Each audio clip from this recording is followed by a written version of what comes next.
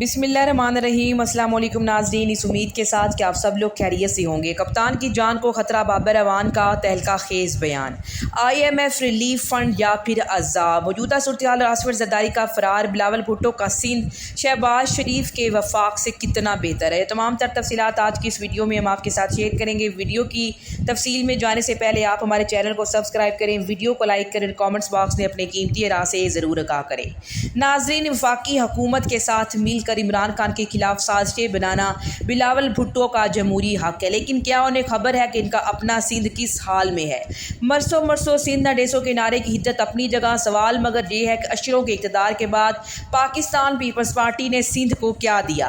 اس نازک گھڑی میں کیا بلاول صاحب قوم کو یہ خوشخبری سنانے نکلے ہیں کہ عزیز ہم وطنوں، ہم پورے پاکستان کو سندھ جیسا بنانے نکلے ہیں؟ آلو ہمارے ساتھ چلو، ہم نے دودھ اور نہر کی جو نعرے صرف سندھ میں کھود رکھی ہیں، اب ان کا رخ ہم باقی صوبوں کی جانب بھی موڑ رہے ہیں۔ ناظرین، تعلیم سے شروع کر لیتے ہیں۔ عام آدمی کو تو معلوم نہیں، بلاول صاحب تو اچھی طرح سے جانتے ہیں کہ 18ویں ترمیم کے بعد تعلیم اب صوبائی معاملہ ہے۔ آئین کے آرٹیکل 25 سے میں یہ اصول طے ہو چکا ہے، تو کیا بلاول صاحب کو خبر ہے کہ سندھ میں تعلیم کا شعبہ کس حال میں ہے؟ کیا انہیں معلوم ہے کہ 2018 تک سندھ میں 49,000 سے زائد سکول کام کر رہے تھے، جو 2018 تک کم ہو کر صرف 42,000 کے قریب رہ چکے ہیں؟ کیا وہ بتا سکتے ہیں 10 سالوں کے دوران 7,000 سکول کہاں گئے؟ سندھ میں وہ کون سا بھوت اترا جو ہر سال اتنے سکول ہڑپ کرتا چلا گیا اور اسے ابھی تک بدہضمی کی شکایت بھی نہیں ہوئی؟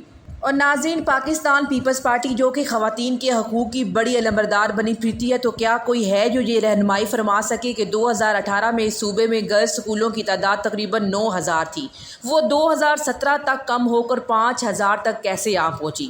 یہ سارے سکول کیا ہوا ان کے ساتھ؟ اتنے سکول کیا جمہوریت کو بہترین انتقام کے تاوان میں دے دیے گئے ہیں؟ اور ناظرین، انتہائی شرمناک بات کہ سندھ میں 8,000 گھوسٹ سکول پکڑے گئے۔ کیا بلاول صاحب قوم کی رہنمائی فرمائیں گے کہ یہ ہزاروں گھوسٹ سکول سندھ میں کیسے قائم ہوئے؟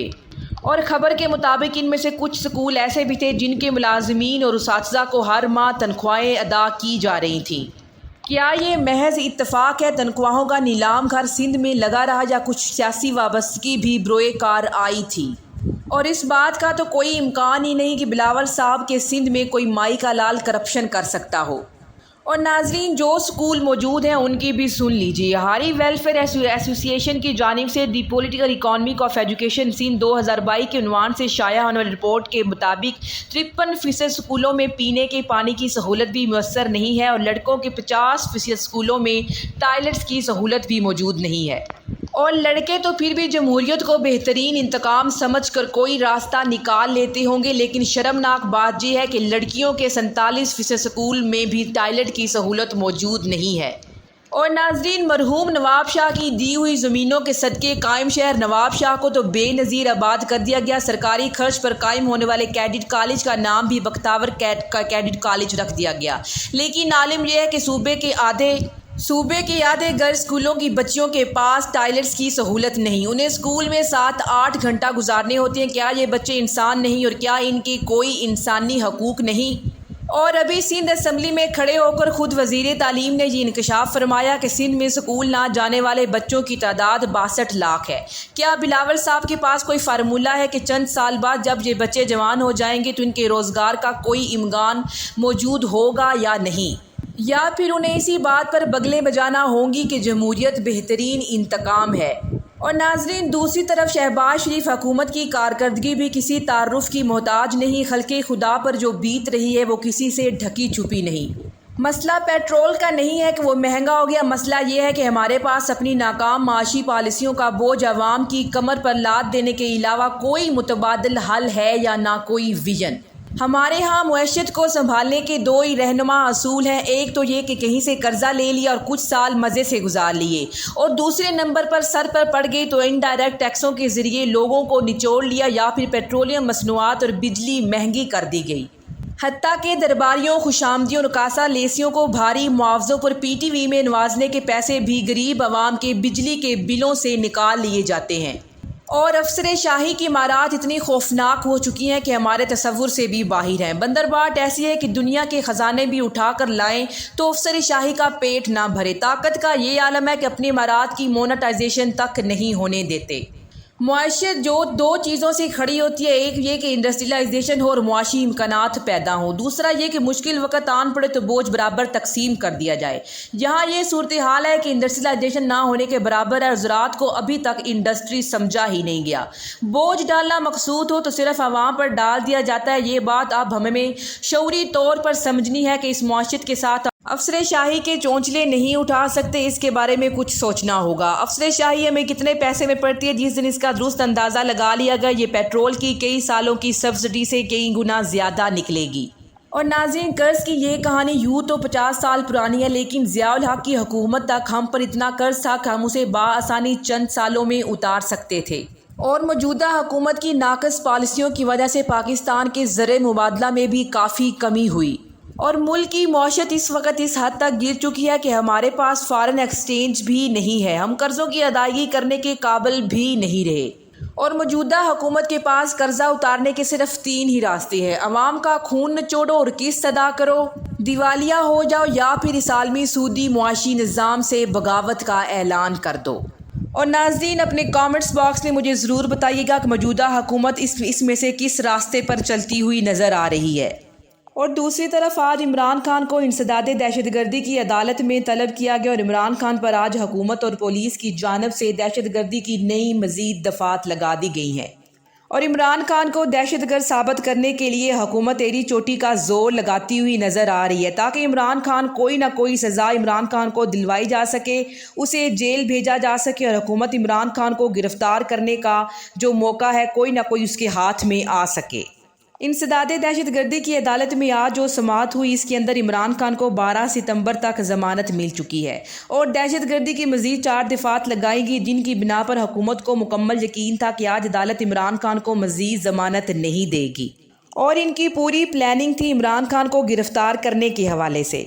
اور عمران خان پر مقدمات کی بارش کر کے ان کو ذہنی ٹارچر کیا جا رہا ہے تاکہ وہ کوئی نہ کوئی غلطی کر بیٹھے۔ لیکن عدالت میں پہنچنے کے بعد صحافیوں سے گفتگو کرتے ہوئے عمران خان نے کہا اور ان کو واضح دھمکی دی کہ میں دن بدن خطرناک ہو رہا ہوں۔ اگر تحریک انصاف کو بھی حکومت نے دیوار کے ساتھ لگانے کی کوشش کی اور جس طرح سے ہم پر تشدد بھی کیا گیا تو پھر ہم بھی وہی اقدامات اٹھائیں گے جو کہ حکومت اور حکومتی سہولت کاروں کو ناگوار گزریں گے۔ اور بابر اعوان کا اس حوالے سے جو بیان سامنے آیا نے کہا کہ ان کے موکل کو خطرہ ہے، عمران خان کی زندگی کو خطرہ ہے اور اس کے حوالے سے تھریٹ لیٹر بنی گالہ عمران خان کو مل چکا ہے اور اگر عمران خان کو کچھ ہوا تو اس کی ذمہ داری حکومت پر ہوگی اور اسلام آباد کے متعلقہ پولیس افسران پر ہوگی، کیونکہ حکومت جان بوجھ کر مختلف ہیلے بہانوں سے عمران خان کو عدالت میں پیش ہونے کے لیے کارروائیاں کرتی ہوئی نظر آ رہی ہے اور آئے روز کوئی نہ کوئی مقدمہ عمران خان پر بنانے میں مصروف ہے۔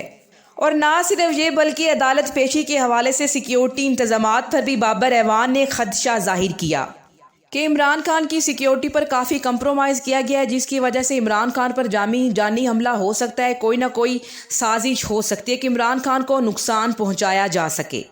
اور دوسری طرف موجودہ حکومت جیو نیوز کے تھرو یہ بھی پروپیگنڈا کروا رہی ہے کہ عمران خان کی سیکیورٹی پر ماہانہ 2 کروڑ روپے خرچ ہو رہا ہے، جبکہ اس پر فواد چودھری اور تحریک انصاف کے دیگر رہنماؤں نے کہا ہمیں تو وہ سیکیورٹی نظر نہیں آ رہی جس پر 2 کروڑ روپیہ خرچ ہو رہا ہے اور ممکن ہے کہ فائلوں کے اندر سیکیورٹی عمران خان کے نام پر ہو اور وہ حفاظت کسی اور کی کر رہے ہوں، جبکہ جاتی عمرہ کی سیکیورٹی پر ماہانہ خرچ بھی سب کے سامنے آنا چاہیے۔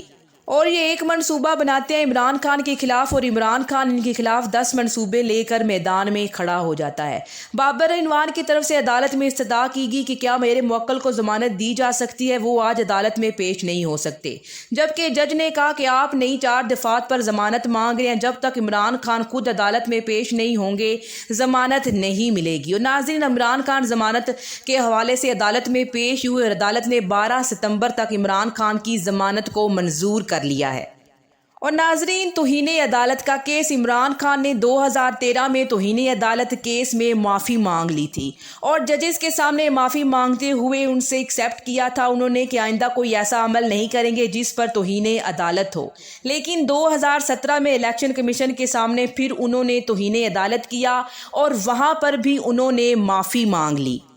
اور اب پھر توہین عدالت کے حوالے سے عمران خان کا کیس چلے۔ ناظرین، آپ کو کیا لگتا ہے کہ اب بھی ناظرین عمران خان کو عدالت سے معافی مانگ لینی چاہیے یا نہیں؟ اپنے کامنٹس باکس میں اس کے حوالے سے مجھے ضرور کامنٹ کیجیے گا۔ اسی کے ساتھ مجھے اجازت دیجیے، ملتے ہیں ایک اور نئی ویڈیو کے ساتھ۔ اللہ نگہبان۔